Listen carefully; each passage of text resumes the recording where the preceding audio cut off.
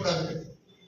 ஐயோ ஐயோ ஐயோ வல்லமையில் செய்த காரியங்களை இப்படி நீங்க செய்வது காங்கிரசுக்கு புத்தகத்தை விளைவிக்கும்.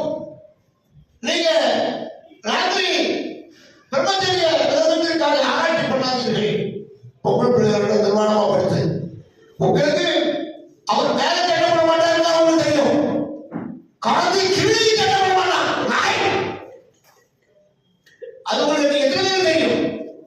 அவருக்கு அவரு நான் காந்தி, நான் ஒன்னும் சாவருக்கு இருந்தேன், நான் புடுங்கி காந்தியை கையாளாத கபோதி